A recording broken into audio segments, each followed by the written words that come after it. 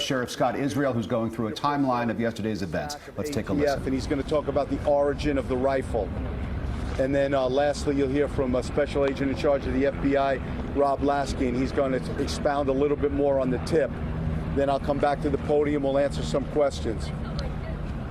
So I wanted to start out by telling you an Uber car dropped off the suspect at 2019 yesterday, 2:19 p.m. at Stoneman Douglas High School. The suspect entered the east stairwell, that's building 12, with a rifle inside a black, soft case. The suspect exited the stairwell, pulled the rifle out of the case. At 2:21 hours and 33 seconds, the suspect readied his rifle and began shooting into rooms 1215, 1216, 1214. He went back to 1216, back to 1215, and then to 1213. The suspect then took the west stairwell to the second floor and shot one victim in room 1234 on the second floor. The suspect then took the east stairwell to the third floor. He dropped his rifle and backpack, ran down the stairs. He exited building 12 and ran towards the tennis courts, and then took a southbound turn on foot. The suspect crossed fields and ran west, along with others who were fleeing, and tried to mix in with the group that were running away, fearing for their lives. The suspect arrived at the Walmart store. He bought a drink at the Subway and then left the Walmart on foot. The suspect went to McDonald's, sat down for a short period of time. This was at 3:01 p.m. and he left on foot. At 3:41 p.m., 40 minutes after he departed from the McDonald's, the suspect was detained at 4700 Wyndham Lakes Drive in Coral Springs by an officer from the Coconut Creek Police Department. He was taken into custody without incident. Today, we've interviewed between the FBI, the Broward Sheriff's Office, and a significant amount of investigators from many other agencies, FDLE, a lot of local law enforcement. So over 2,000 people were interviewed, and we continue. This is a fluid investigation. We have so many facts coming in, some true, some unsubstantiated, some rumors. It's going to take a lot of time to sift through what's true, what's accurate, and what's not. I wanted to honor the deceased victims of this horrific killing. I'm going to do my best to pronounce the names accurately. Please forgive me if I don't pronounce the names exactly how the families do, but I thought it's very important. I want to pay homage to these families and to the victims. Carmen Shentrup, Meadow Pollock, Peter Wang, Nicholas Dworet, Christopher Hickson, my very, very, very special friend who I'll miss, Aaron Feiss, Luke Hoyer, Alana Petty, Jamie Gutenberg, Martin Duque Anguiano, Alyssa Al-Hadef, Helena Ramsey, Scott Beagle, Joaquin Oliver, Carol Loughran, Gina Montalto, and Alexander Schachter. May they rest in peace, and may God comfort their families. At this time, Special Agent in charge of ATF, Peter Furselli, will speak about the firearm. Good afternoon. On behalf of the men and women from ATF, I want to extend my condolences to the families of the victims and to the people of the community. And I also ask that you keep in your thoughts and prayers the first responders who responded out to this scene. 30 plus years in law enforcement, I can tell you it was a difficult one. The firearm that was utilized in this event was purchased lawfully here in the state of Florida just short of a year ago by the individual who was charged with this crime. We're here to help the Broward County Sheriff's Office follow up on any leads that may pertain to the firearm or anything else that they need. And again, I ask that you keep the folks who responded to this scene, as well as the families of the victims, in your thoughts and prayers as we get through these difficult days. Thank you.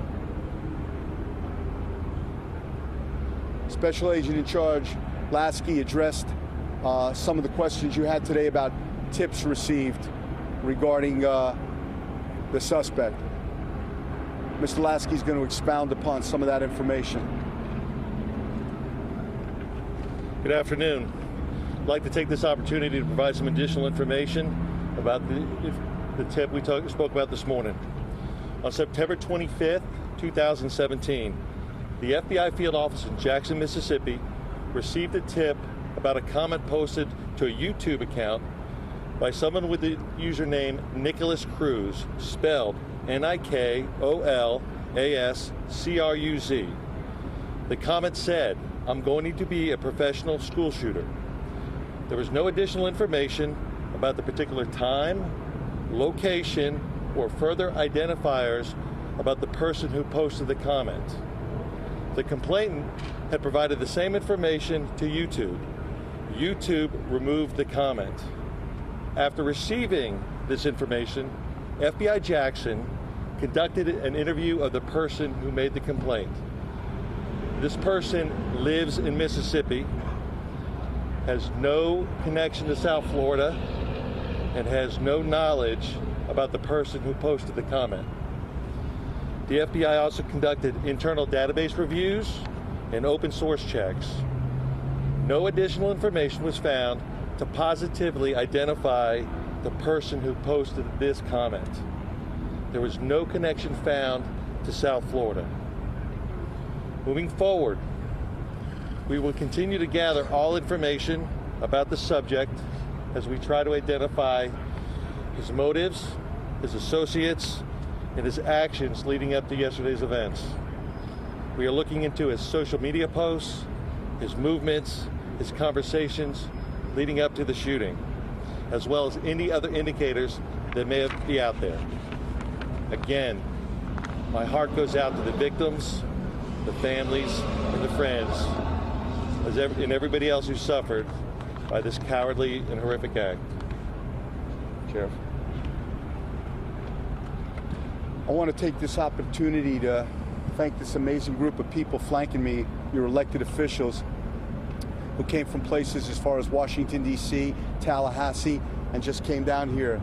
The calls I've received from Congresswoman Wasserman-Schultz, from Mayor Dean Furr, Michael Udine, Commissioner, and on and on and on. I can't thank them enough.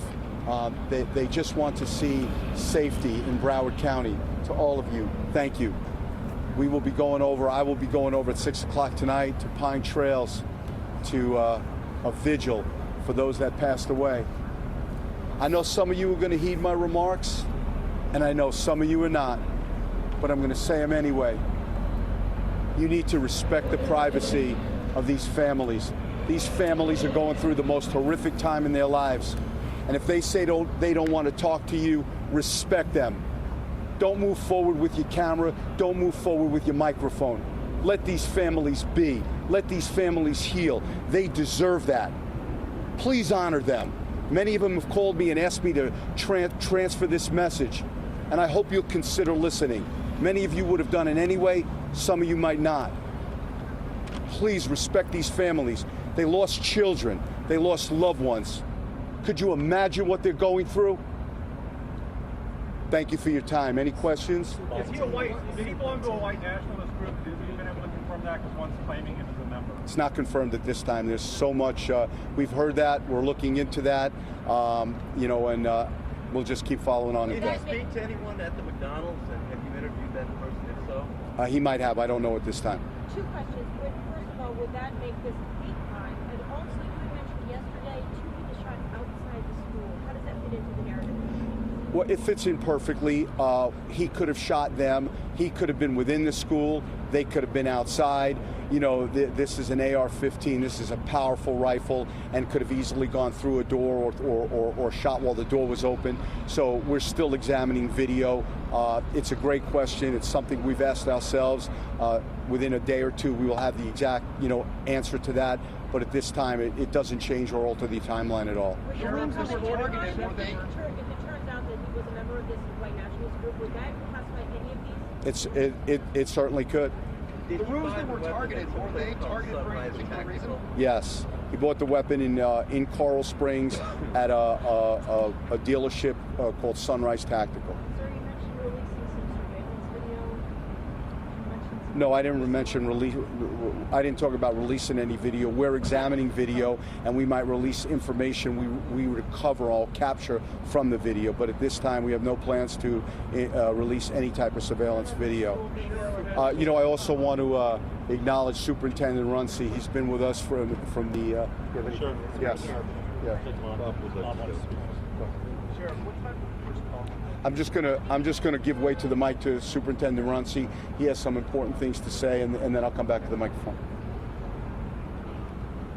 Let me just first say, on behalf of the school board members and myself, our school board members here today, just reiterating what the sheriff has said. Please respect the privacy of our families as they go through this horrific situation. Again, we can't stress that enough. If you could honor them and respect them during these very difficult times. We've had hundreds of people today that have gone through our crisis services that we provided at several locations, 2 here in Parkland, 2 in Coral Springs. We'll continue to provide those tomorrow and the next day as necessary.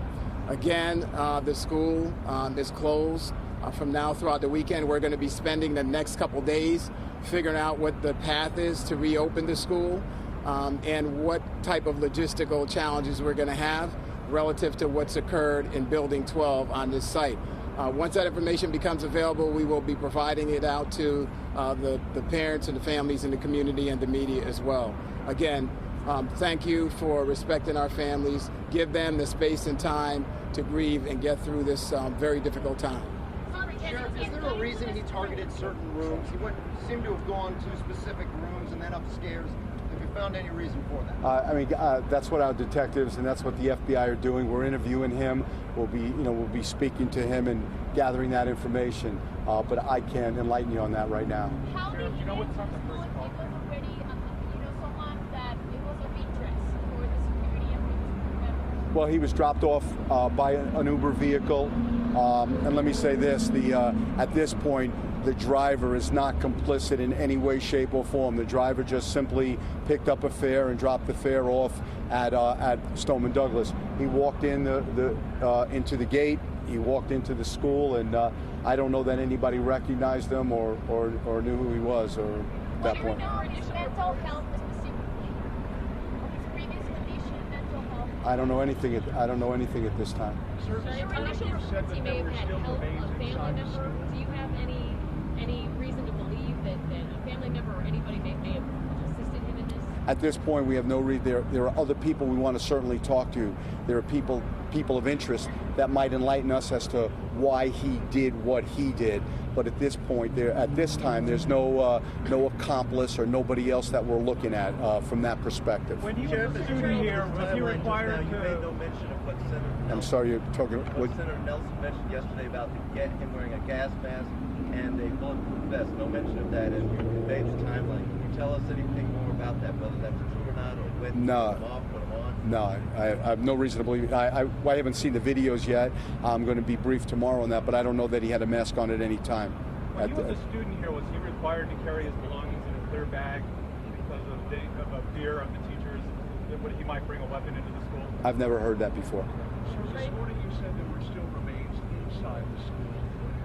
Have they been taken from the school, and has the school been cleared yet?